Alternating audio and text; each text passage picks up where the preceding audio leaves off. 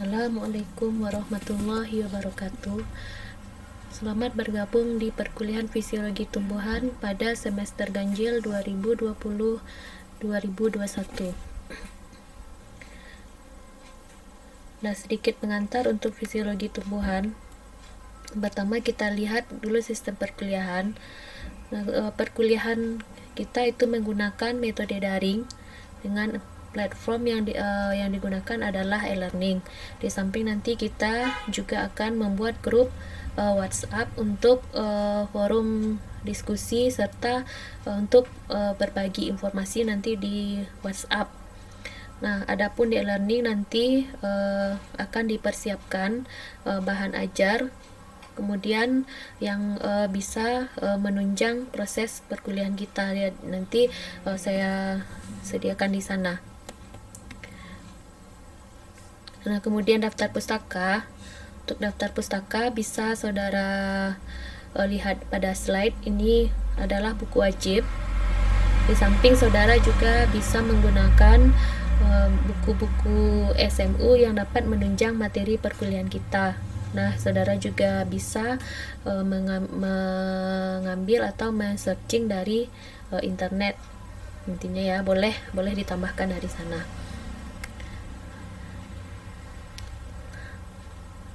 Nah, selanjutnya kita lihat sedikit tentang fisiologi tumbuhan. Nah, apa itu fisiologi tumbuhan? Definisi dari fisiologi tumbuhan itu mencakup 3 aspek utama. Yang pertama ada proses, kemudian fungsi, yang ketiga adalah respon. Nah, apa yang dikatakan dengan proses di dalam fisiologi tumbuhan? Proses merupakan urutan peristiwa yang terjadi di dalam tubuh tumbuhan. Apa contohnya? Kita contohkan di sini proses fotosintesis. Nah, apa tahapan dari proses fotosintesis itu? Nah, itu akan kita kaji nanti.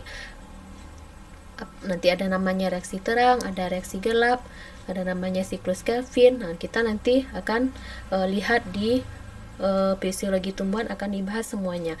Nah, kemudian yang kedua ada fungsi.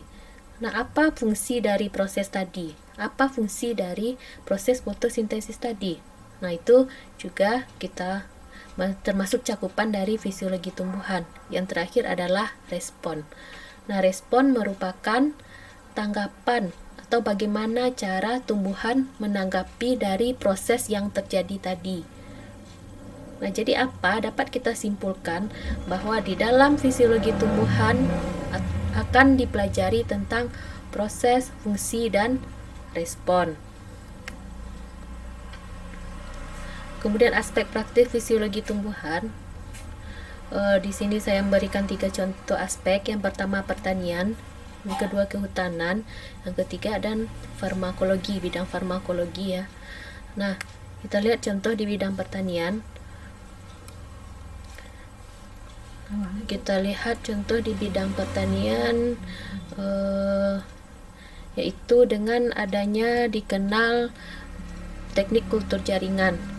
Nah, dengan ditemukannya teknik kultur jaringan, maka budidaya tanaman dapat lebih efektif dan efisien, baik itu dari segi waktu maupun dari segi mungkin dari biaya. Dari biaya mungkin juga lebih efisien, karena kalau kita menggunakan kultur jaringan ini kan kita tidak membutuhkan lahannya luas. Nah, dalam membudidayakan tanaman, jadi kita bekerja di labor. Tapi tekniknya ini, dengan adanya teknik kultur jaringan ini, nah maka dapat mempersingkat waktu dari budidaya tanaman. Nah, kemudian dilihat dari hasil produksi. Nah, di dalam fisiologi tumbuhan juga ditemukan namanya zat pengatur tumbuh. Nah, zat pengatur tumbuh ini dimanfaatkan untuk produksi tanaman. Jadi, hasil dari tanaman itu dapat ditingkatkan dengan pemberian zat pengatur tumbuh. Kemudian yang terakhir ada namanya unsur hara mikro.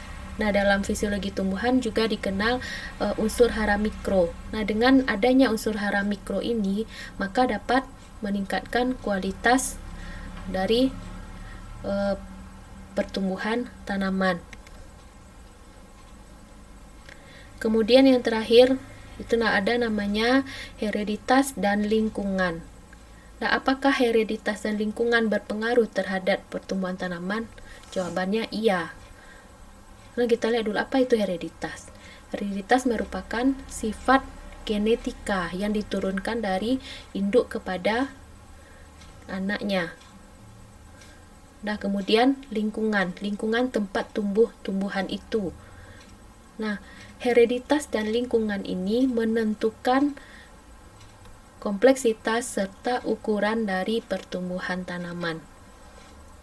Nah, interaksi antara keduanya ya, antara hereditas dan lingkungan akan berdampak terhadap kompleksitas pertumbuhan tanaman. Nah, mungkin untuk pengantar cukup sekian. Nah, jangan lupa saudara mengisi absen ya, dapat dengan mengklik link ini atau nanti saya kirimkan ke grup WhatsApp. Untuk diskusi lebih lanjut kita lanjutkan di e-learning. Nah, sekian saja. Assalamualaikum warahmatullahi wabarakatuh.